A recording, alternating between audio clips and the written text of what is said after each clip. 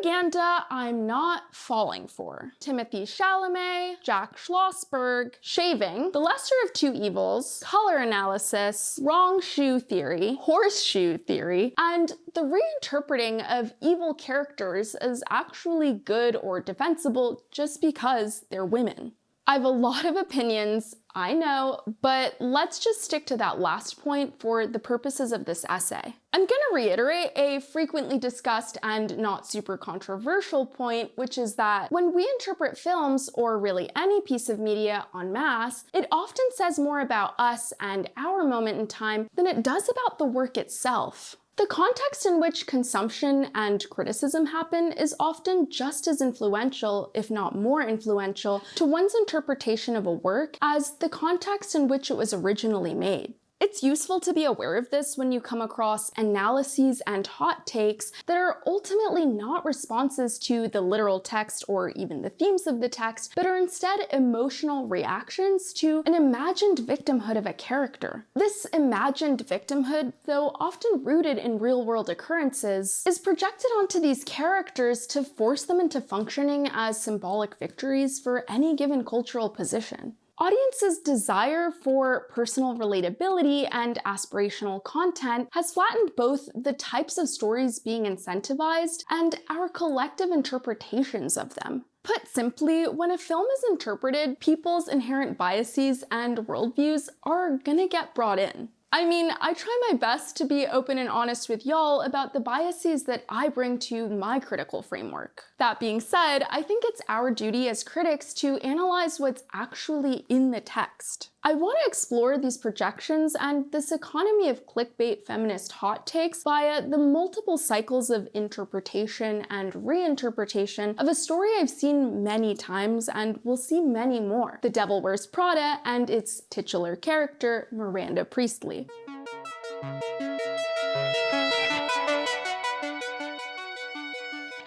Humor me here for a moment, but what if Miranda Priestly is the true villain and was always meant to be? Believe it or not, there's textual evidence to support this. Miranda Priestly is first introduced to us in Lauren Weisberger's best-selling 2003 novel, The Devil Wears Prada. This book is by no means a work of great American fiction, but I listened to the audiobook on the way to and from work, and it was a perfectly adequate yet entertaining distraction from my humdrum life. Weisberger herself concedes that this is clearly not War and Peace, so I'd love to hear that people just enjoyed themselves while reading the book. And I honestly really did. The voice actor, Bernadette Dunn, who narrated the version I listened to, made the audiobook the most fun way to experience the story, and for what it's worth, I wasn't picturing Anne Hathaway at all while listening. This inaugural Miranda Priestly is unequivocally evil. We really only see her through Andrea Sachs, her assistant, and our narrator's perspective through the horrible things she does to Andy or forces Andy to do. It's clear that Miranda gets pleasure from humiliating her employees. She gets Andy to call a chef and scream at him that he would never be a real chef anywhere besides some second-rate steak emporium. She mocks Andy and mimics her instead of sincerely answering her questions. She facetiously calls her smart. She calls her Emily instead of Andrea on purpose in order to be belittling, and she suggests that she'll fire Andrea if she doesn't fix her look. And all of this from just 3 pages. The one thing you probably know about The Devil Wears Prada is that Miranda Priestly is a thinly veiled Anna Wintour. However, Weisberger went out of her way, both in the book and in several interviews, to separate the character from the real-life woman. Most importantly, contrary to popular understanding, Miranda Priestly is both a caricature and an amalgamation of several executives whom Weisberger and her friends worked under both in and outside of fashion. She told Writers' Right in 2003, "A lot of the anecdotes and demands and craziness are products of my imagination, but there's reality there too. Some of the stories aren't so far away from the tasks either I or my friends in various industries, whether fashion or magazines or PR or advertising, went through our first few years out of college. I imagine that assistants everywhere will recognize some of their own experiences in Andrea's life." Because Miranda Priestley is not real,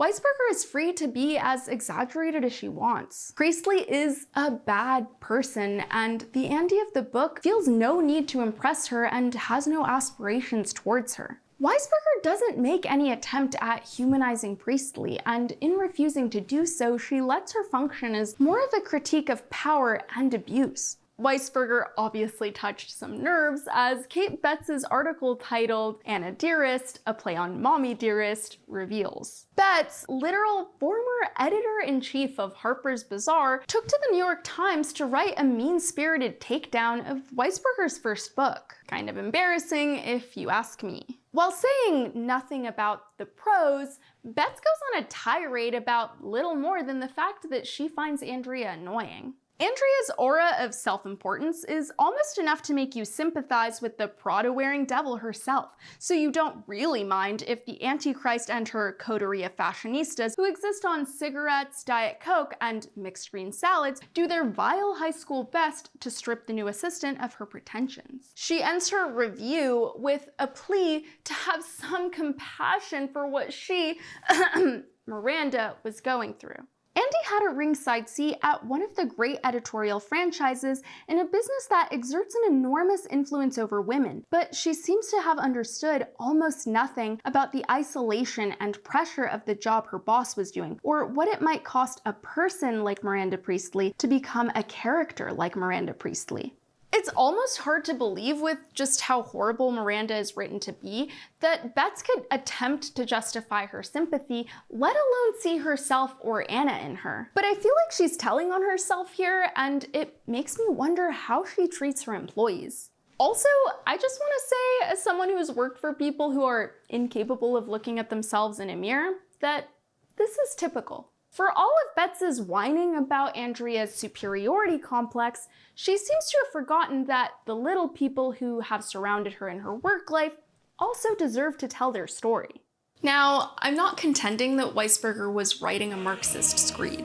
Who's to say how much of her writing was intentional capitalist critique? My guess would be none. But because of this compilation of real experiences and exaggeration, I'd say it works as a unifying and even cathartic way for readers to cope with their own workplace grievances and abuse. The book neither tries to justify Miranda's behavior, nor does it give material to the reader to try to justify it for themselves. One would have to be heartless to not wholly condemn her actions. She'd always been rather good about not abusing Emily or me or any of her staff in public, which indicated, at least on some level, that she knew she was doing it in the first place. Even Emily, Miranda's other assistant, who in the book thinks of Miranda as an infallible deity, has a hard time coming to terms with how Miranda could possibly treat her the way she does. And Andy spends a lot of the book trying to convince her that Miranda's cruelty is indefensible. We see moments of her beginning to agree, but she always returns to what's essentially an appeal to the great man theory, which, according to Andrew Bernstein, is the idea that certain great men, or heroes, by virtue of their genius, charisma, and/or military political acumen, are the primary causal agents of historic events. Society does not shape great individuals, rather, great individuals shape society. Bernstein, a self-proclaimed radical for capitalism and writer of both a book literally called The Capitalist Manifesto and The Cliff Notes for Ayn Rand, still comes away with the conclusion that heroes are not to be blindly obeyed. In the book, Emily shows very little tolerance when Andy speaks ill of Miranda. It doesn't matter that Emily and Andy are riddled with anxiety and fear of their boss, or that they're constantly withholding tears. Emily defends the behavior because Miranda's supposedly a genius. We see this play out in this exchange between the two. I do everything for that woman. I give her my life. And this is how she talks to me in return? She looked ready to cry. I was thrilled for the rare opportunity to see Emily turn on Miranda. Don't am me, Andy. Let me finish. I know Miranda is difficult. I know she sometimes seems crazy. I know what it's like to never sleep and always be scared she's calling you and have none of your friends understand. I know all that, but if you hate it so much, you can't do anything but complain about it and her and everyone else all the time, then why don't you just leave? Because your attitude is really a problem. And to say that Miranda's a lunatic, well, I think there are many, many more people out there who think she's gifted and gorgeous and talented and would think you're a lunatic for not doing your best to help out someone so amazing, because she is amazing, Andy. She really is. It seems worth it to note that it doesn't matter that Andy is written to be a responsible young woman who did well in school and who wants to do her job effectively. If, for Emily, doing your best means accepting abuse sans any commentary about it. I wonder where else we hear people saying that critics should just leave because they're ungrateful. Fortunately for us readers, the book doesn't ultimately take Emily's point seriously, and when we read what she's subjected to, we're always meant to feel bad for her. I think any reasonable person would agree with me that forcing workers to withstand abuse in order to pursue a career is completely unnecessary and objectively wrong. The tone of the novel is unsurprising considering the fact that it was released at the tail end of a cultural moment that was a lot more critical of the corporate environment. It feels like it's one of the dying embers of the type of 90s cynicism that gave birth to the cubicle movies of 1999. Well, the only real challenge of this job is trying to look busy when there's nothing to do. They'll keep you here, though. It's how it works. You're part of the corporate hierarchy. There's gotta be a butt in every seat or the entire infrastructure crumbles. This was a time when it was actually cool to be skeptical of authority and to push back against society's values, even if sometimes only superficially. Weisberger's 2003 novel feels more in tune with this moment than with anything that's followed since. Although cubicle movies, as coined in YouTuber Now You See It's essay, Why All Movies from 1999 Are the Same, are mostly about middle-class white men, this malaise and rebellion was expansive. Corporate yuppies looking to escape their office monotony and listless working-class youth both fail to be motivated to generate profit. While movies like Slacker, Clock Watchers, Last Days of Disco, Clerks, and more capture this dissatisfaction, we continue to see this angsty disobedience across class, culture, and medium. There was an explosion of rap and punk music during this time that took these criticisms and channeled them into calls for solidarity. I'd like to apologize in advance for how cringe and uncharismatic this is about to be, but I'd like to recite some lines from one of my favorite songs, 1996's The Mask by the Fugees. I used to work at Burger King, a king taking orders. Punching my clock, now I'm wanted by the manager. Souping me up saying you're a good worker. How would you like a quarter raise? Move up to the register. Large in charge, but you gotta be a spy. Come back and tell me who's bagging my fries, getting high on company time. Hell no, sirree, wrong MC. Why should I be a spy when you're spying me? I think this song really gets at the fact that it was super uncool to be a bootlicker in the 90s. We see a similar sentiment in this line of Andy's from the book. It was clear that Emily was deeply invested in Miranda, in Runway, in all of it, but I just couldn't understand why. She wasn't any different from the hundreds of other personal assistants, and editorial assistants, and assistant editors, and associate editors, and senior editors, and editors-in-chief of fashion magazines. But I just didn't understand why. From everything I'd seen so far, each one was humiliated, degraded, and generally abused by their direct superior, only to turn around and do it to those under them the second they got promoted. And all of it so they could say at the end of the long and exhausting climb that they'd gotten to sit front row at Yves Saint Laurent's couture show and had scored a few free Prada bags along the way. Much like in the lyrics of The Mask, moving up in the hierarchy requires your exploitation of the people now beneath you. This is so ingrained in the working environment, both of the glamorous world of Elias Clark and also the entirely unalluring world of fast food, that it is all too often taken for granted. Andy, as an outsider to these conventions, as this is her first job, is able to meet them with the disbelief and contempt that they warrant. This denial of authoritative impunity is also found in the cultural reception of the book at the time.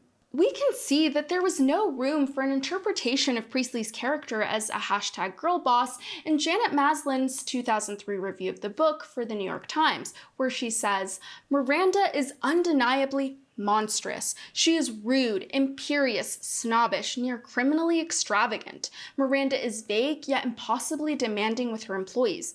They quake in their boots at the very sight of her." A mere 3 years later, A.O. Scott's review of the 2006 film version of The Devil Wears Prada for the same publication illuminates the shifts in this first reinterpretation. Fair warning, I'm gonna be quoting this review a lot because I think the writer does a really good job at distilling what's actually going on in the movie. Not to send anyone to the New York Times, but I think it's a thoughtful review and it's worth a read. Miss Weisberger's moral was simple and hard to dispute. Nobody, however glamorous, successful, or celebrated, has the right to treat another person the way Miranda treats her assistants, in particular, the narrator. But now that The Devil Wears Prada is a movie starring Anne Hathaway as Andy, the lesson is not quite so unambiguous. As Scott's getting at, the film's most consequential alteration comes in the form of a reworking of Miranda Priestley's character. Between Aline Broche McKenna's screenplay and Meryl Streep's powerhouse performance, the film gives Priestley the flaws, motivations, struggles, and nuance that Weisberger's novel refused. Scott notes, "Miss Streep's Miranda inspires both terror and a measure of awe. No longer simply the incarnation of evil, she is now a vision of aristocratic, purposeful, and surprisingly human grace." Although Miranda is still shown to us largely via her interactions with Andy, we're privy to much more of her private life, mostly for the purposes of showing how it suffers in service of her ambitions. Another divorce. Splashed across page 6. Just imagine what they're gonna write about me. The Dragon Lady, career obsessed. Snow Queen drives away another Mr. Priestley. In an interview with Films 42, McKenna says this explicitly. "I wanted to make sure the audience understood why she had so much power in her world, and then understand that there was a cost for her, because we wanted Andy to walk away from a life as opposed to walking away from a person." This may sound familiar if you remember Betts's issues with the book version of Miranda. A little foreshadowing for later in this essay, but there are consequences to your script aligning with a butthurt executive's projections. In spite of these sacrifices, the movie makes its position clear. If this is what you want, this is what it takes, and more power to you if you're willing to get there. Not only does Runway sit entirely on Miranda's shoulders, but the entire movie does as well. She functions as the centerpiece of the film, drives the plot, and carries its emotional core. Streep's Miranda is intoxicating. I'm as mesmerized watching her command the screen as they obviously intended me to be. Though Anne Hathaway's Andy is ostensibly the protagonist, her character's motivations are wrapped entirely around Miranda's and not the other way around. And this devotion can't allow her space for personal growth. Reviews from the time feel almost obliged to mention that she was even in the movie. I have to take this. Hello, Miranda? The work that Meryl Streep and legendary costume designer Patricia Field did with the visual crafting of this character is historic. Miranda Priestley is such a fantastical character that even though she's juggling her work, her interpersonal life, and her family, she opts out of wearing a uniform, unlike so many influential business figures in the real world. Bearing little resemblance to Anna Wintour, they apparently took cues from the late Harper's Bazaar editor Liz Tilberis. Field avoids flashy colors or patterns for Priestley, and still manages to create a look so bold and sharp that you can't look away. For the 10th anniversary of the film, she told Harper's Bazaar, "I went into the archives of Donna Karan because when she started in the 80s and the 90s, her silhouettes were classic. They held up in time, they fit women, they flattered women, they weren't difficult. You can't start putting difficult clothes on a person. They're actors, they have to move, they have to feel real. They allowed Meryl to create her style, and I knew that fit-wise, they would be good."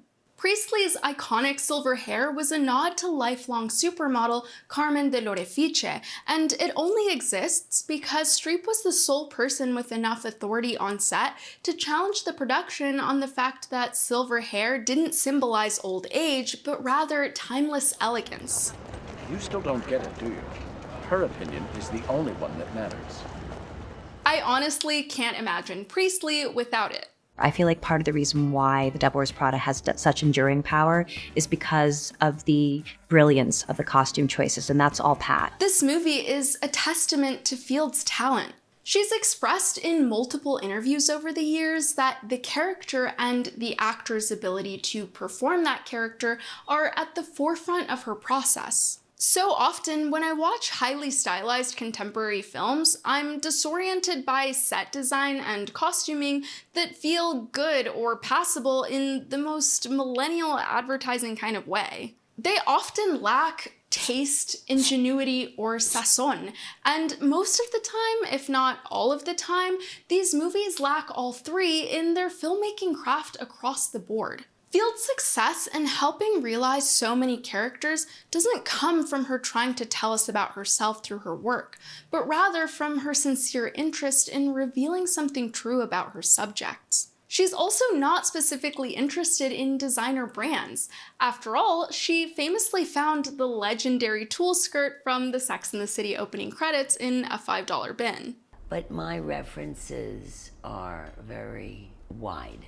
They are historical, they are intellectual, they are logical. I operate from that kind of a platform. I don't operate from trendy or fashion. I operate from my brain and telling a story, and to tell it in a beautiful and pleasant, happy way. I think the fact that she A, makes a well-crafted selection of pieces for her characters, and then B, invites the actors to participate in the editing down of those pieces based on their performances, helps the actors, and therefore the characters, really take ownership of said pieces. In an interview with Julie Cosin for Harper's Bazaar, Field says, "I think it's very important that they're involved. I never think of an actor as a model. A model wears what you tell them to wear, that's their job. An actor is different. It's important to work with the actor because in the end, that's who the audience sees and that's the success that you need. Believable, great to look at, but it all has to come together. I notice a lot of people don't understand that aspect. They think it's more like fashion.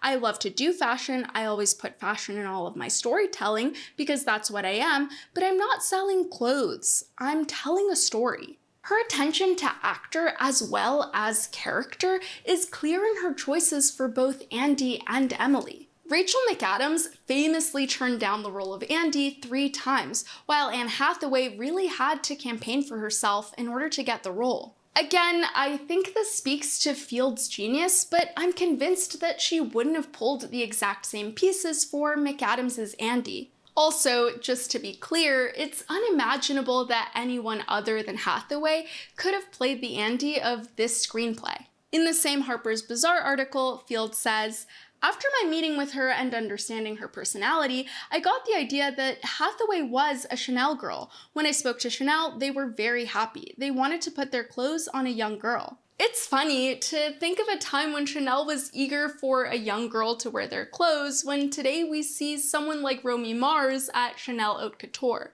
This balance between actor and character is also observable in makeup artist Nikki Letterman's work for the film. But the trick is really that you have to keep the essence the same. You can't just make somebody look completely different. And in creating a makeup look, I felt the essence that I tried to keep in her is a little bit of that innocence in her by not overdoing it. So you kind of have to find the essence of that character and try to keep that throughout the whole movie. Otherwise, the change of the character is not believable. This is one of my favorite movies for makeup. The makeup really adds this layer of attitude, even for Andy, who still retains a certain doe-eyed innocence after her makeover. I love the use of eyeliner in this movie. It's all so sleek and cool. For Miranda, they use these silvers and taupes that add a really elegant layer of dimensionality. So much about the costume design of these characters deals with harmony, form, and depth, and the makeup is no exception. Emily Blunt plays Emily so audaciously, and this is reflected in her costuming. Field says in the aforementioned Harper's interview,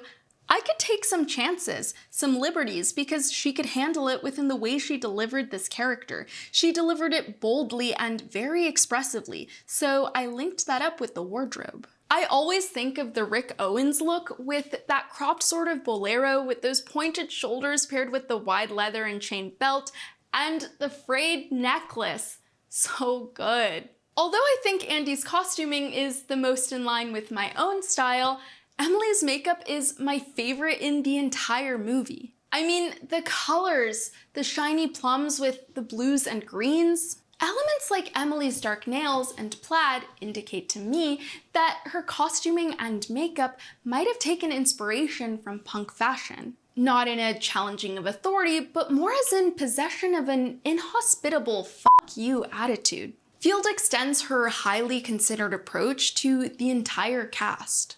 Stanley Tucci loved the way we dressed him too. He paid us a great compliment in an interview when he said that when he went in for his first fitting, he didn't really have a focus on his character, but after the fitting, he knew exactly who he was supposed to be.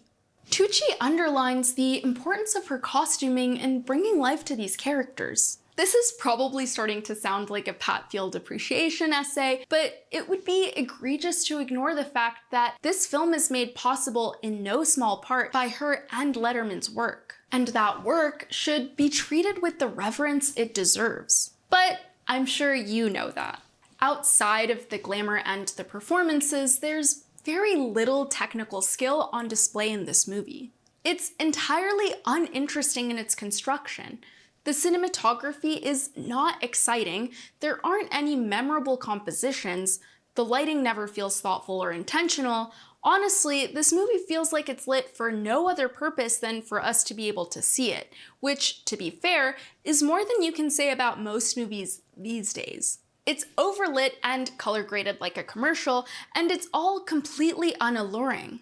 I can picture all of these outfits, but I don't remember them as living within the mise-en-scène of the movie. The closest it gets to doing justice to its fashion film ambitions is in the now iconic montage of Andy going to work in her various new outfits. But even this sequence still feels very matter-of-fact and without stylistic or poetic intent. Honestly, David Frankel's work here feels totally void of directorial vision. I think the reason for all of this is that ultimately, The Devil Wears Prada was made to be a consumable product, and in that, it succeeds. Thank you so much for watching this far. If you're not subscribed and you're enjoying what you're watching, please subscribe and give us a like. Now, back to the video. Furthermore, The Devil Wears Prada is fantasy. The type of fantasy we're all too familiar with, where any real-life issues of race or class are smoothed away so that anyone can imagine themselves entering the machine and coming out ahead. Really, there are two fantasies at play here. The first is projected onto Andrea Sachs, a young college-educated white woman who comes from a solidly middle-class family. Without this background, Andy might not have been able to afford to maintain her low-wage job for the better part of a year. The reality is that when her father hands her an envelope of money so that she doesn't get behind on her rent, the demographic of women whom Andy can actually represent becomes much more narrow. This envelope makes it so that Andy can even take Miranda's after-work hours call to charter a flight during a hurricane instead of being at a likely necessary second job. This envelope makes it so that Elias Clark can refine its pool of applicants, or in other words, stealthily discriminate against poor and working class women. Not to mention, this expectation that your employees be on call 24 hours a day and that you have access to their entire lives is unethical and, depending on where you live, illegal. Countries like France, Portugal, and Australia have already put laws in place protecting workers from overtime communication, and similar bills have been proposed in multiple states across the US. And just to be clear, we all know, including Andy, who won a national competition for her exploitation-exposing series on the Janitors Union, deep in our heart of hearts, what's unethical, regardless of its legality. I think part of why people justify Andy's abuse is because they want to identify with her as the chosen one, i.e., someone who by virtue of their singular merits is plucked from the masses to be the one who makes it. Andy's middle-class whiteness embodies the perfect blank slate for this relatability. This is obviously a false proposition that pop culture has imposed on us, but unfortunately, I don't think people would be as willing to identify with her if she were a woman of color. In fact, I think that would change the tone and dynamics of the film entirely. Because both Andy and Miranda are financially secure white women, there's a leveling of the playing field. Their conflicts are allowed to be personal because any other real-world imbalance is removed. It would be a lot harder for me to stomach Miranda's behavior if there were more inequalities at play, and I suspect audiences would be less willing to legitimize her abuse. The movie suggests that the abuse, which by the way is rarely ever referred to as such by audiences, and much less the movie itself, is worth it because in the end, she gets to pursue her dream. Spoilers, but she does eventually land her big girl journalism job, thanks in no small part to a letter of recommendation from Miranda herself. Must have done something right.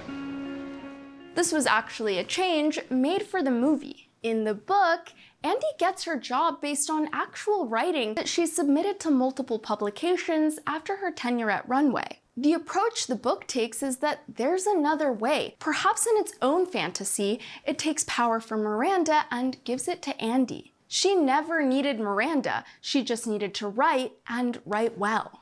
In the real world, success has seemingly very little to do with hard work and talent, but wouldn't we like to believe that it does? I mean, just look at Emily. Not only has she been working at Elias Clark longer, but she also came in with the kind of work ethic that Miranda demanded. The problem with Emily is that, according to Miranda, she's too stupid and just another one of the Silly girls. She wasn't the chosen one. From the very first scene, Emily is established as anxious and worshipping of Miranda to a fault. She's the editor-in-chief of Runway, not to mention a legend. Meanwhile, Andy is incredibly self-assured, and it's that maybe overconfidence that Miranda is interested in. So you don't read Runway? No. And before today, you had never heard of me? No. And you have no style or sense of fashion? Well, I think that depends on what you're... No. That wasn't a question. The truth is, off the silver screen, someone like Miranda would never pay that much attention to someone like Andy. According to Amy Odell's biography of Anna Wintour, Anna didn't even remember Lauren Weisberger, who'd been her assistant for 9 months only a couple years before. What they are interested in is maintaining power. Even within the film, all of Miranda's attacks, from her derisive glares to verbal belittlement, Tales of your incompetence do not interest me. and up to petty retaliation for being seen in a moment of weakness, I need the new Harry Potter book for the twins. serve the preservation of a hierarchy with her at the top. Even though Miranda may have initially been caught by her own reflection in Andy, I see a great deal of myself in you. she would eventually need to stamp out that same spark. Women like Miranda are not interested in having a protege. This is not the villain of the movie. Miranda Priestley is helping our girl rise to her potential. But this is a cautionary tale. I don't think she's trying to humiliate and coerce Andy out of some benevolent desire to tear her down in order to build her up. Take Ellen, who's now been infamously canceled for tyrannical on-set behavior. Something tells me she wasn't oh so close to handing her employees the ticket to Hollywood success. If only they'd waited before bringing her abuse to light. Darn.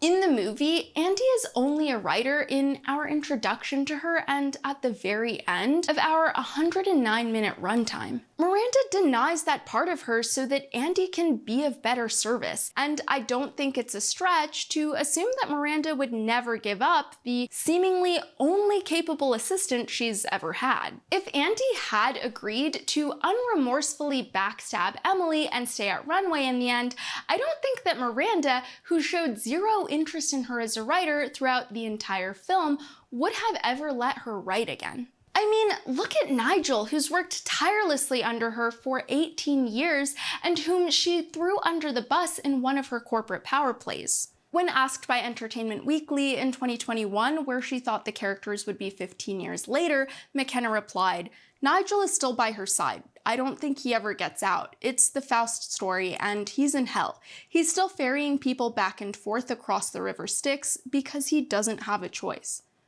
I'm inclined to agree. The movie wants us to believe that it's possible to experience personal growth while having the entirety of your waking hours wrapped up in work that is never wholly yours. Not unlike many real offices, the stylish and modern halls of Runway provide an alluring environment to pour out blood, sweat, and tears. There's not a cubicle in sight. The boxy, clunky computers of yesteryear are replaced with sleek Mac screens, and bountiful, bright, natural light has taken the place of dingy office lighting. And maybe fashion magazine offices have always been chic, but perhaps we should make a mental note of the fact that there was something happening in the office of the 2000s yuppie. Tech was starting to explode, and famously, offices like Google's were being turned into adult playgrounds. It's funny because before making this essay, I didn't realize that adult slides were such a staple of 2000s office culture. Call me a hater, but there's something about tapping into the child selves of your employees in order to extract maximum profit from them that feels a little insidious. I'm sure the talking heads of many corporations would want us to believe that their offices were fun because they just loved their employees so much. The real reason is to keep workers in the building voluntarily working overtime. Not just keep workers happy, selling ads and coming up with new ways to make money, but keep them in the building, working long hours. It works. Isn't that convenient? Miranda has the privilege of choosing this for herself. Runway is her life. And let me be clear, I don't believe that the movie set out to make Miranda aspirational. While I suspect that women in 2006 were not beside themselves trying to figure out how to be her, Miranda is a force to behold. The changes made through McKenna's writing, coupled with Streep's performance, undoubtedly make for a far more compelling and exciting film. Per Variety, Streep wanted to make sure that Miranda would be a fully formed character, not a caricature. I'm not sure the movie celebrates her as much as appreciates her business accomplishments, Streep says.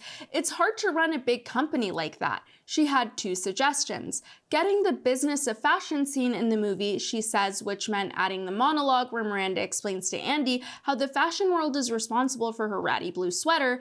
I also wanted, Streep says, a scene where she is without her armor, the unpeeled scene in the hotel room, just to see that face without its protective glaze, to glimpse the woman in the businesswoman. To return to Scott's review, the movie, while noting that she can be sadistic, inconsiderate, and manipulative, is unmistakably on Miranda's side. When I watch Miranda, who, to reiterate, is an excellently crafted character in my view, it's an experience of awe and grandeur, but not desire. Much like with other movies following the triumph and perseverance of their main characters, I can be amazed by their greatness, but I'm not under the impression that they're talking about me. Ultimately, The Devil Wears Prada is, as Scott says, a movie unapologetically, or maybe semi-apologetically, fascinated with power. And for both versions of Miranda, this power comes from intimidation. The question now is, what does taking Miranda's side inevitably normalize? And who does that benefit? Here's a hint, it ain't the workin' stiff. I'm going to tell you very specific things with very clear instructions, and I don't hire people who cannot follow simple instructions. The movie's glamorization of Miranda has had the unfortunate side effect of providing an unwitting role model for women whose upwardly mobile aspirations are tinged with billionaire mindset and hustle culture brain rot. Miranda Priestley was the hero of The Devil Wears Prada. Yes, she said things that were cruel sometimes. She stepped out of, kindness, whatever. As Scott alludes to in his review, the movie can only criticize such behavior up to a certain point. How really could it be otherwise? In Hollywood, for one thing, an abused assistant is like a Toyota Prius, an indispensable accessory, an entitlement, really, for anyone who even wants to seem powerful. And while the film makes some gestures of sympathy toward the underlings, it does not stray too far into class-conscious hypocrisy. I think it's increasingly important to evaluate our conceptions of capital, labor, and its supervision as we're finally seeing some semblance of a workers' movement returning to the US. I don't think anyone needs to mimic Miranda in order to be a good leader, nor should they feel self-conscious for choosing otherwise. I hope that going forward, we can recognize this story as the cautionary tale that I feel it is. I have struggled with, and I think a lot of women maybe find this, is how to give direct feedback without coming across as quote-unquote bitchy, is my big concern, which is my own problem, because instead of having to make things funny, I should be able to just say, I don't like this. Just be nice. I really think being nice is really helpful. It's just clothes. In 2005, Real Life Vogue did a feature on Melania Knauss, the then next Mrs. Donald Trump, waxing poetic about fashion, their love, and the planning of their upcoming wedding. Just over a decade later, editor Anna Wintour has perhaps performatively declared that she would never invite the formerly familiar face back to the Met Gala, or feature the Trumps on the pages of Vogue again. You once said that you would not ever invite Donald Trump back to the Met Ball. Anything he could do to get back? Absolutely nothing. Oh, okay, great. Learning nothing from this, in 2023, the then next Mrs. Jeff Bezos also graced the pages of Vogue. While Melania's feature may have at least been under the pretense of the fashion of it all that her socialite lifestyle afforded her, Lauren Sanchez's does nothing to hide the blatant bootlicking of oligarchical elites, to say nothing of her complete lack of style or taste. The subheading literally says, "The future is on Lauren Sanchez's mind, from wedding planning to an all-female trip to outer space. There's the fate of the planet to consider too." Why the fuck was she in Vogue? What does it serve to humanize these reprehensible figures? Were the employees pissing in bottles and dying at Amazon warehouses benefited? As a photographer who is interested in working class women as subject matter, I'm both disgusted and horrified by Annie Leibovitz's honestly hideous portraits of these people cosplaying as blue collar. At the time of writing, Wintour has officially stepped down as the editor-in-chief of American Vogue, and rumors are circulating that Bezos himself might be buying the publication. Amidst years of criticism for lackluster direction, over-focus on celebrity, the approval of AI models in recent advertisements, and a new commitment to a broader restructuring at Condé Nast aiming to centralize editorial direction across both national and global editions, I think it's safe to say that Vogue's future will continue to be less and less about taking risks and nurturing fashion's talents, and more about increased corporatization and profit. And hopefully none of us are surprised by this, as it's happening in every industry. Quick update. Chloe Mal is now the new editor of American Vogue, and in my humble opinion, putting rich, uninspiring celebrity models from LA in rural Wyoming is not a great start. But maybe this is all we can ever really expect from American Vogue. One thing that Priestley seemingly does take from Wintour is her fear-fueled grasp on the fashion industry at large. Frankel told Entertainment Weekly, "There were no designers of note who would appear in the film. They just didn't want to incur the wrath of Anna. Initially, Pat had a hard time getting clothes out of a lot of the designers. I think it was Prada that helped her break the ice and said that Anna's not going to be upset." He adds, The Met Ball meant that the Metropolitan Museum wanted nothing to do with us, because of Fashion Week, Bryant Park didn't either. Even these iconic apartment buildings we saw as possibilities for Miranda's apartment, the co-op boards wouldn't let us in. We went for weeks being unable to secure locations. It's hard for me to understand why co-op boards were afraid. Perhaps it's outside of my tax bracket, but it feels like so many are willing to yield to power for seemingly nothing in return. Look, there have been countless debates about what Machiavelli truly thought was the best way to rule, but there's no doubt that Miranda, and to a larger extent, the popular culture of the last 20 years, has decided that it is better to be feared than loved. Remember earlier when I said that there were really two fantasies at play here?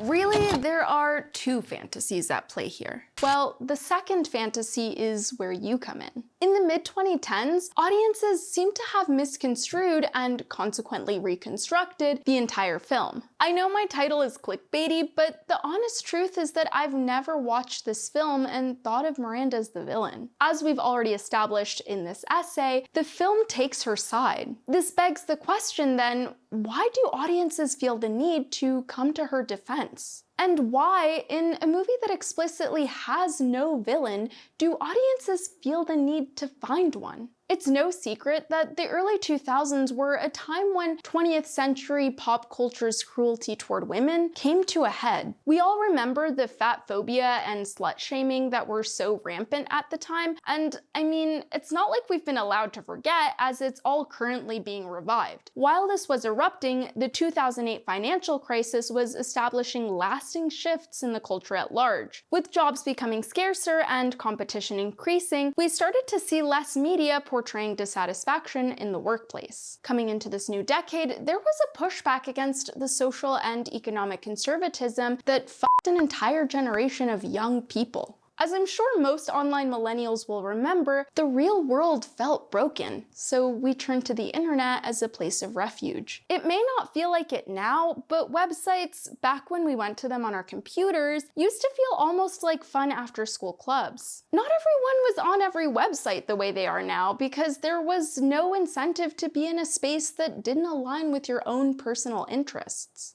The internet. Plug in your computer. Connect to the internet. Surf around for a while until you find a website that fascinates you. Investigate the website further. Become interested. Become obsessed. Jump on the bandwagon. Suck up to the people who got there first in hopes that you'll fit in. Finally find your place. This ad-free era of social media facilitated the proliferation of countercultural ideas and fostered conversations that were critical of mainstream ideals. Like with everything, just as quickly as these conversations came out, they became co-opted and any semblance of radicality was removed. Women wanting to take back control of their bodies and their agency were told to shop #women-owned and met with ads telling them that corporations loved them for how they were. Sophie Gilbert writes in her 2025 book, Girl on Girl, "For much of the 2010s, feminism was chic, and the empowering symbol of a woman succeeding in business was the ultimate key to media attention, good PR, and most crucially, juiced up sales.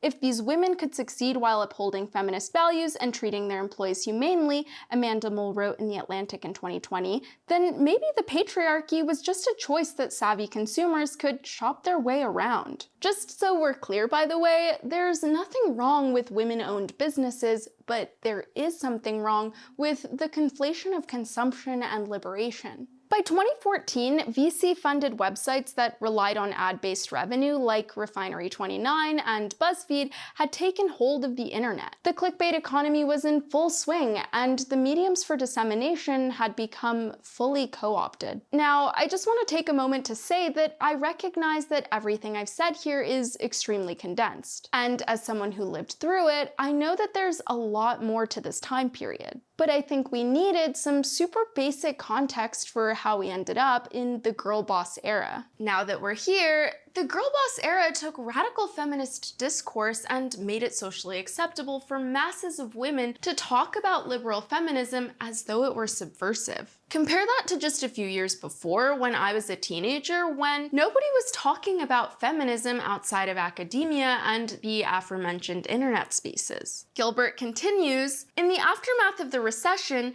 brands had products they needed to sell to women, and the girl boss was an ideal marketing tool. This new zeitgeist, coupled with the need for enough luring content to raise shareholder value, inundated us with mostly uninspired articles. We saw the same companies publishing endless conflicting op-eds in a sea of op-eds on the same subjects over and over again, with the hopes of getting as much of your attention as possible. Take these two articles, both published in Bustle in June of 2016, for example. Reality check, Miranda Priestley isn't a bad guy. Miranda Priestley is a devil boss. Choose your flavor. It's one thing to say that these publications don't actually take a position on anything, which, fine, but there's also a complete lack of rigor required of their writers. They're simply throwing everything at the wall and seeing what sticks. And two of the things that have stuck are this idea that Miranda Priestley is a girl boss and that Nate is the film's true villain. Let's unpack, starting with Miranda as girl boss. This Bustle article is a quintessential example of this position, and I think the writer addresses the heart of this reinterpretation clearly. She says, "There's one thing that's always bothered me about The Devil Wears Prada. Miranda Priestley isn't a villain. She's just a high-powered woman doing her job. It's frustrating to Andy and to the audience that Miranda puts no effort into being likable. It's simply not a quality she aspires to. And why should she? Miranda Priestley is remembered as a villain precisely because she is a demanding woman who refuses to change her demeanor to make other people comfortable. How many male boss characters in film have exhibited similar personality traits?" Remember earlier when I said, it's useful to be aware of this when you come across analyses and hot takes that are ultimately not responses to the literal text or even the themes of the text, but are instead emotional reactions to an imagined victimhood of a character. As we've already established, the film leaves no question as to whether or not Miranda's a villain. It's incredibly sympathetic to Miranda, perhaps more than any other character. You'd have to have slept through the majority of the film in order to walk away thinking that she was written to be a villain. The writer goes on to say, "I fully believe that she is judged more harshly for her me-first actions than any dude character would ever be. Miranda Priestley isn't so much a bad guy, she's more of a girl boss role model." Not only does Andy give Christian the "if she were a man" speech in the movie, "Hey, she's tough, but if Miranda were a man, no one would notice anything about her except how great she is at her job." But even if we try to take the writer's argument at face value, I genuinely don't think this judgment or vilification from the audience ever happened. I've read the reviews. Because Miranda's an amalgamation of real-world executives, her abusive actions are likely not solely based on the actions of real-life women. When we sanctify Miranda, we run the risk of defending actions from abusive men. Now, I know that the entire premise of girl boss feminism is that women should be allowed to adopt the exploitations of men, but I suspect that the types of women who say, "if she were a man," are also the types of women who wouldn't accept abuse from men. So why then is the goal to replicate that abuse instead of to eradicate it?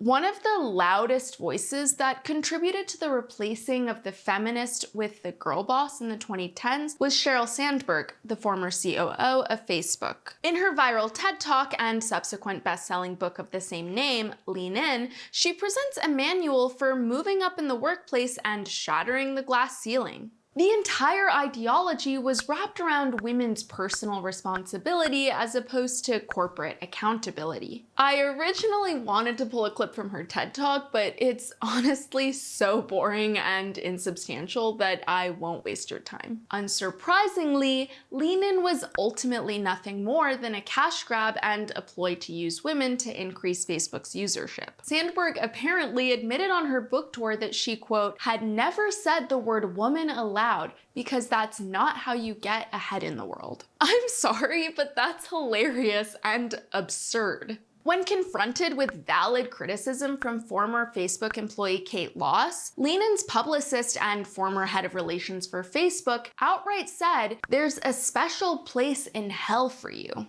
Ultimately, Sandberg's Lean In is a perfect embodiment of modern capitalist feminism. It's individualistic, ruthless, shallow, and curses anyone who dares to critique. Susan Faludi writes in her piece for The Baffler, Facebook Feminism, Like It or Not, Sandberg's admirers would say that Lean In is using free market beliefs to advance the cause of women's equality. Her detractors would say, and have, that her organization is using the desire for women's equality to advance the cause of the free market. And they would both be right. And embodying that contradiction, Sheryl Sandberg would not be alone and isn't so new. For the last 2 centuries, feminism, like evangelicalism, has been in a dance with capitalism. I bring this all up to say that the girlbossification of Miranda is a continuation of this dance. Take this listicle, for example, or this one, or this one, or this one, or this one, or this one. Or this one, 10 job and life lessons we learned from Miranda Priestley. Number 1, the number 1 job of a female executive? To train the women underneath her, to which the writer replies to themselves, "It's so feminist I could die." This would be great if it weren't for the fact that Miranda doesn't train anyone. In any case, it's not hard to find examples of people attempting to justify and proselytize Miranda's actions. I think people do this because in their fantasy they want to be intimidating and successful, but more importantly, they don't want to deal with the consequences of what it means to treat people this way. Much like what these listicles purport to teach us via Miranda, Lean In emphasizes tenacity, being exacting, and not taking no for an answer as a way to overcome corporate misogyny. Now, I'm obviously not denying that women in the real world deal with misogyny in the workplace. I'll even give you that we can assume that Miranda herself does as well, but the movie doesn't deal with it. However, people are so self-obsessed and in search of relatability in this capitalistic power fantasy that they're projecting the misogynist criticism of the real world onto this character when it doesn't exist in the text, and then overcompensating by saying she's actually the hero or hashtag goals. Miranda is flawed, and that's what makes her a compelling character. Remember, Miranda only sends Andy on the Harry Potter wild goose chase as retribution for Andy accidentally catching her in an intimate moment. The goal was humiliation and failure. It had nothing to do with work training, as Miranda was fully expecting to fire her. She is entirely responsible for her own reputation. You're not fucking for real if you think that giving people weird passive-aggressive looks, throwing your coats on your employees' desks, which Anna Wintour really did, and expressing catastrophe with a side eye is effective leadership. It's concerning to me when people equate good leadership with unchecked power and authoritarianism, and not self-reflection and humility. It's even more dangerous when you extend this ideology into the real world and onto real-life women. One of the most insidious strategies of girl boss feminists is maintaining the infantilization of women under patriarchy in order to shield themselves from legitimate criticism. They demand positivity and the unchallenged acceptance of women's transgressions. I understand that any one listicle is not suggesting that we completely model ourselves after Miranda. However, when we distill a complex and naughty character into a list of aspirational traits that get uncritically regurgitated ad nauseum, this blurs the distinction between dramatized character and genuine role model. The more this gets repeated, the more it gets crystallized in the cultural consciousness, and the more it, perhaps unconsciously, becomes used to justify reproachful behavior. This is exemplified in Lean In's honestly inhumane response to Thatcher's death. Faludi writes, "When former British Prime Minister Margaret I Hate Feminism Thatcher died, Lean In's Facebook page paid homage to the Iron Lady and invited its followers to post which moments were most memorable to you from Thatcher's tenure." Do you think Margaret Thatcher had girl power? Yes, of course. Do you think she effectively utilized girl power by funneling money to illegal paramilitary death squads in Northern Ireland? I don't know about that. That invitation inspired a rare outburst of unpositive remarks in the comment section, at least from some women in the UK. "Really?" wrote one. "She was a tyrant. Just because a woman is in a leadership position does not make her worthy of respect, especially if you were on the receiving end of what she did to lots of people. So disappointing that Lenin endorses Thatcher as a positive female role model, wrote another. She made history as a woman, but went on to use her power to work against the most vulnerable, including women and their children. Though often silenced, these responses are exactly what capitalist feminism's cognitive dissonance merits. Sheryl Sandberg, among others, demonstrates what this MO leads to: a complete embodiment of the male executive stereotype, sexual harassment allegations included. Listen, I can't give any more information. But I fear I may have girl bossed a bit too close to the sun. I highly recommend a full read of Faluti's article for its thorough opposition to Sandberg's disingenuous, capitalistic, and predatory version of feminism. It's linked below with all other sources. Because The Devil Wears Prada is such a well-written, well-acted, and beloved movie, and there's seemingly very few of those that are also fun coming out anymore, it's the perfect subject for this wringing out of every last drop of possible content. The overcompensation from audiences that turned Miranda into a hero also created space for a new antagonist. Enter Nate as the real villain of The Devil Wears Prada. Okay, so can we talk about how in Devil Wears Prada, Andy's actual villains, like the actual villains in the story, were her boyfriend and her best friend, and it was never Miranda or Emily. Really, her boyfriend was the biggest villain out of all. He was not supportive. That man was not supportive. Andy Sachs's friends and boyfriends were the toxic ones in that movie. Loser ass Nate! The timeline of this take mirrors our reinterpretations of Miranda. Looking back at old tweets, pre-2010, people still dared admit that Nate was cute. In the mid-2010s, we start seeing more people attacking different parts of his personality. By the late 2010s, Nate is our villain, and we always knew it.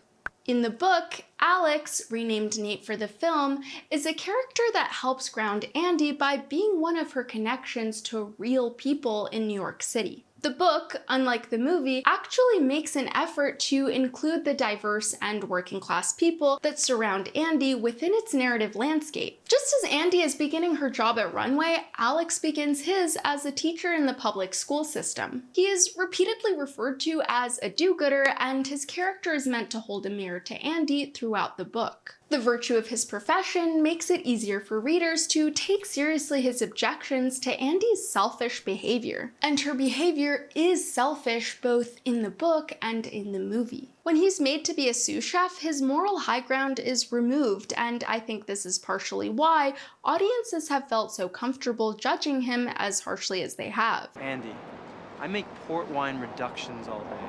I'm not exactly in the Peace Corps.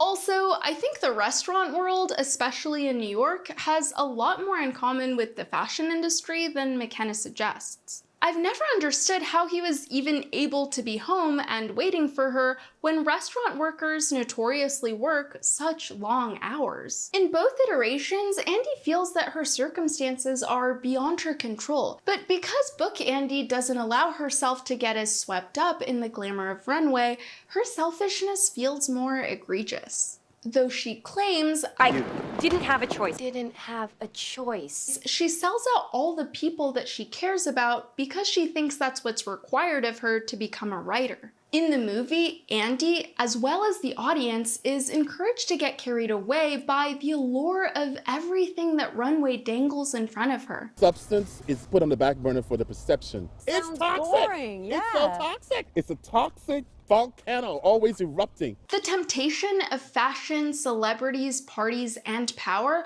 all make it easier for us to comprehend how exactly it is that she loses sight of her original objective. I'm still the same person I was. I still want the same things.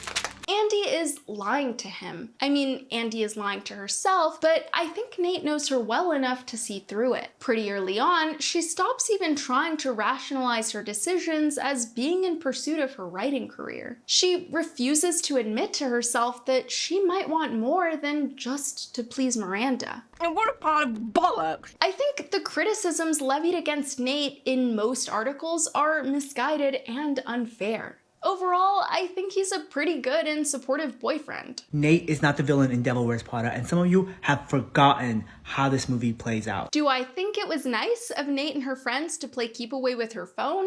No. It's not a justification, but they probably didn't understand just how merciless Miranda is. I think it was a joke taken too far and an honest mistake. Lucky for me, I already have my dream job. Your corporate research analyst. Oh, you're right, my job sucks. McKenna tells Entertainment Weekly, the friends are not very supportive of her, but I will say, I think a lot of young people, if you have the experience of being in a job that your friends kind of envy, sometimes they're not great about it. And so they take the Marc Jacobs purse, but they give her a lot of shit. They, like Andy, are naive to the extent of what's truly required to get that Marc Jacobs purse. I suspect that Nate is the only person who knows what's at stake, her integrity. In the same article, McKenna says, I have to say, Nate was the biggest challenge to write. We wanted to make sure he wasn't a pain in the ass, but he is the person who's trying to say, is this who you want to be, morally?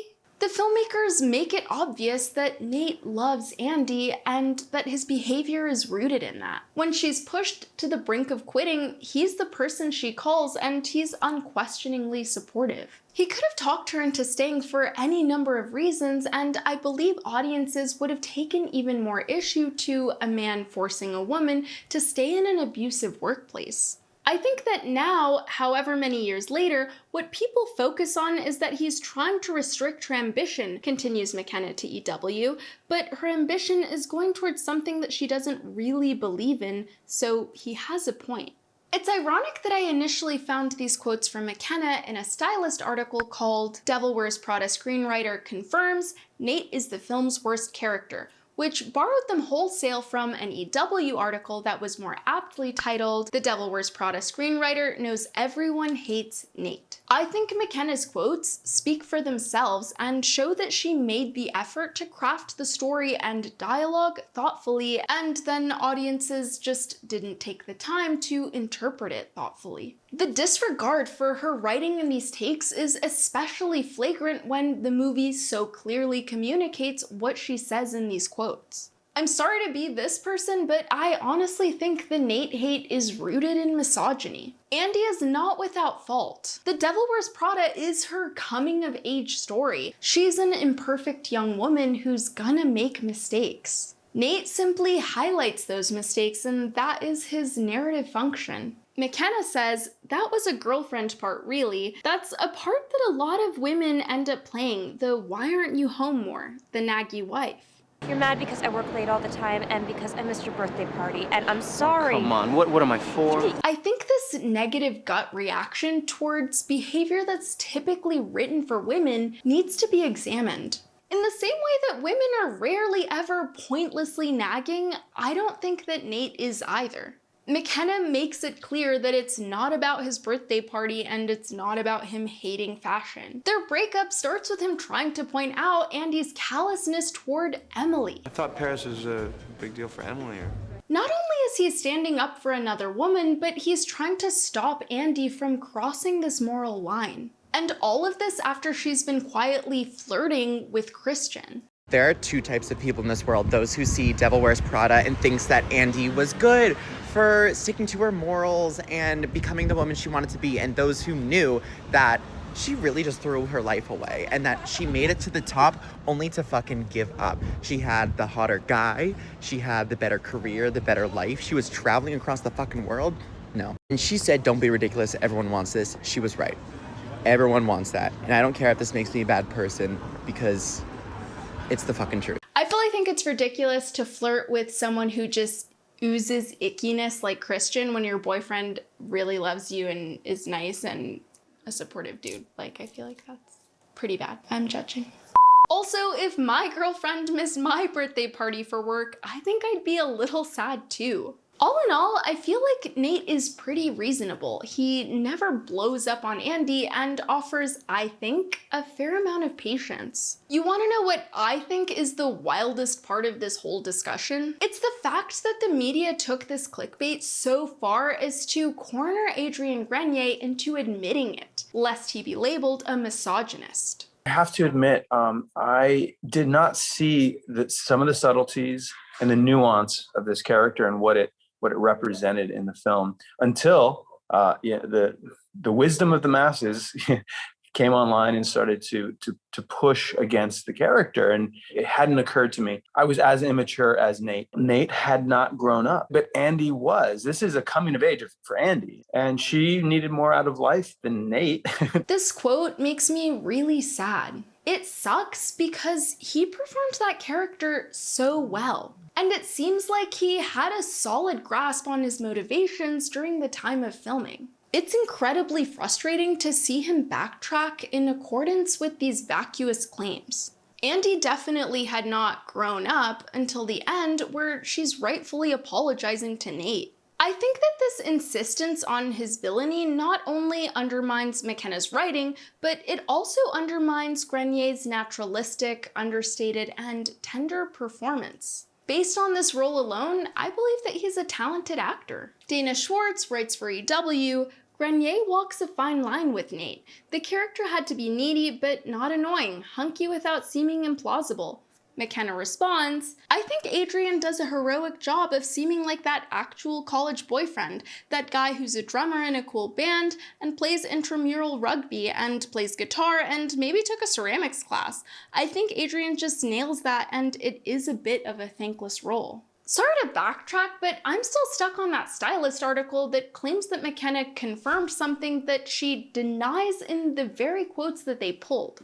I have no way of making any sense of this because it feels so egregious. And yet, we see more of this than any actually competent writing. I don't want to be melodramatic, but I find this genuinely horrifying. This whole Nate thing isn't a real problem, but when it's easier to find countless articles and listicles with disingenuous headlines, followed by regurgitated perfunctory writing, than it is to find the original source containing real discussion, this has lasting, real-world implications. This problem extends far beyond pop culture commentary. I see the way this mode of working is used in real situations that demand actual fact-checking and careful analysis, without which pose a real danger to real people. Nuance and truth can so quickly be silenced, and the worst part is that this silencing can so often be well-intentioned.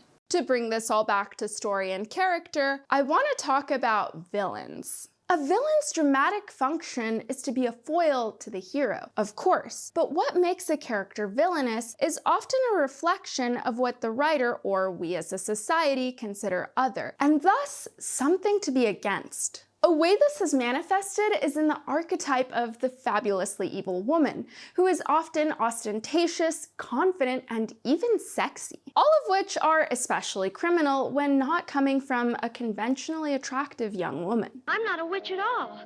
Witches are old and ugly. Because society hates a lot of the things that I think are cool, I get a lot of cool villains. I feel very protective of my fabulously evil villains. I love Cruella, I love Yzma, and I love Ursula. That being said, I don't feel the need to justify their evil. This kind of villain is simple in its construction and in its lessons. Don't be greedy and mean, or you will be punished. This is perfectly adequate in helping children develop their sense of right and wrong.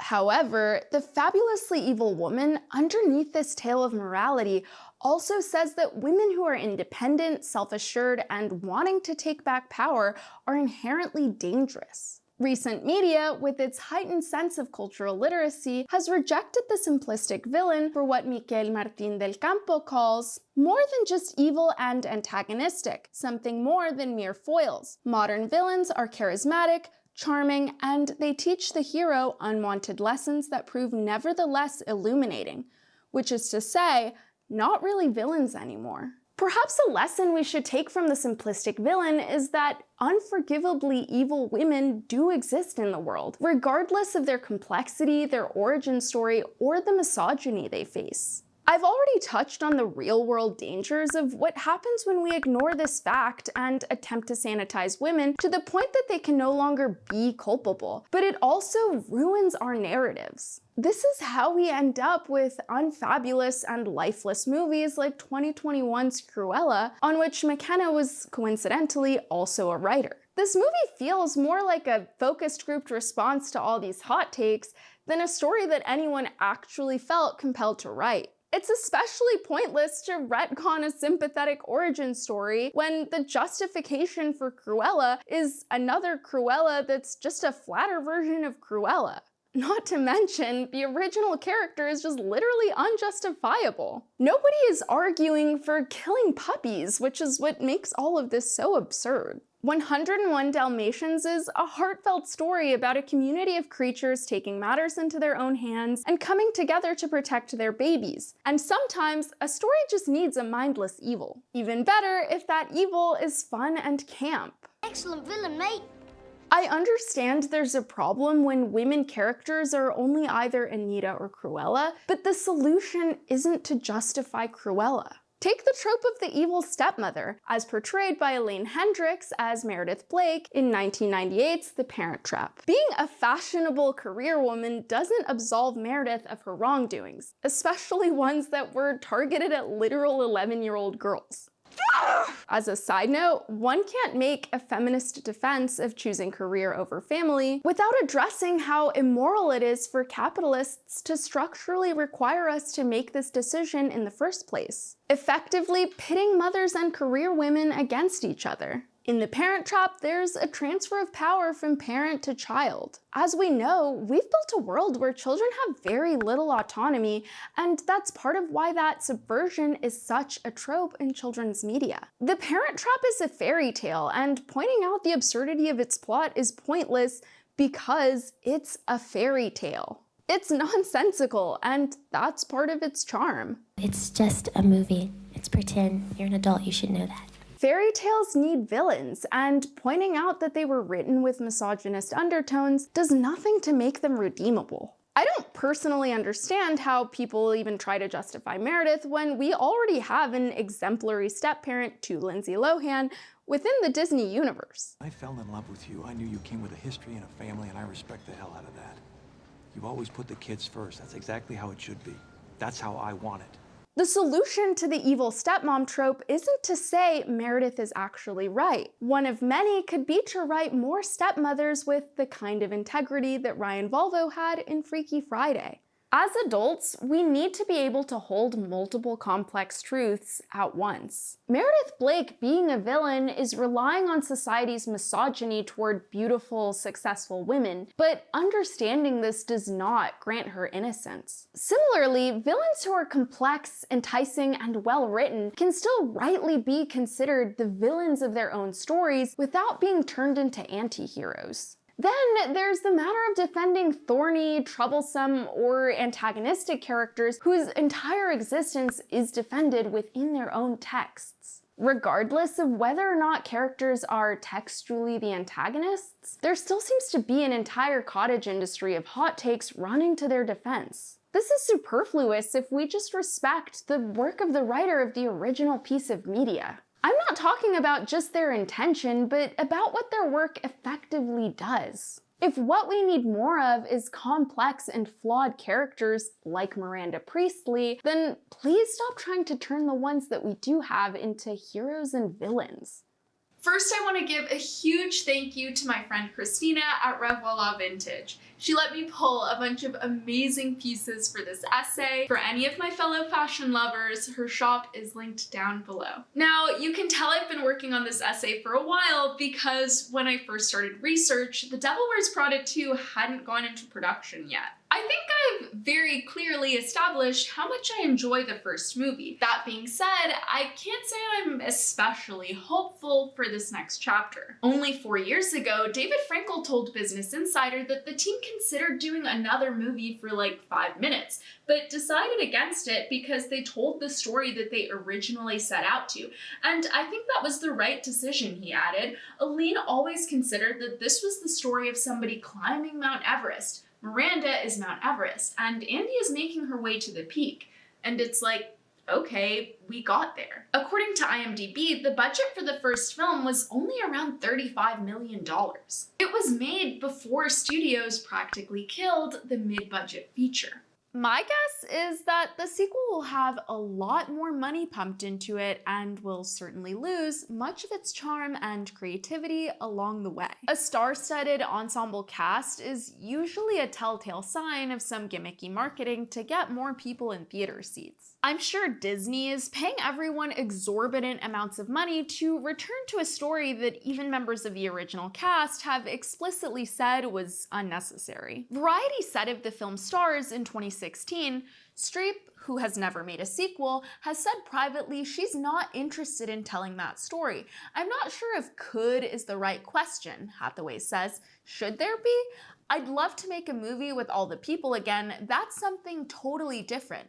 But I think that one might have just hit the right note. It's good to leave it as it is. I feel like both the first book and movie ended on such high notes that I'm not sure how much higher either could go. Admittedly, I wasn't able to get through the audiobook of the sequel, partly because the voice actor was changed, but I predict some tables being turned, Andy and Emily somehow having even more compassion for Miranda's way of ruling, a very safe, capitalist-approved criticism of capitalism and/or patriarchy, and we've seen the bad costuming, which I think we all could have predicted even without the leaked set photos. Also, my wife thinks Miranda might not be as much of a main character as in the first film. Oh, and we know there's no Nate. Unpopular opinion, I know, but in my mind, Andy ends up with him. I wonder if we'll get a scene where Andy's new love interest explicitly says that he supports her.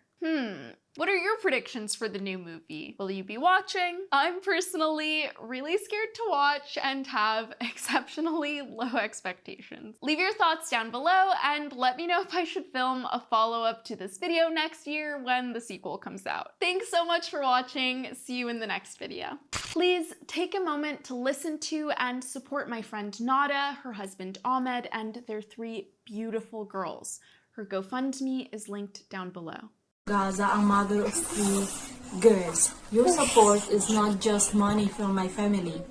Your support, your donations are food, shelter, medicine, clean water. Please help me survive this extreme situation. Help me to save my babies. Thank you very much.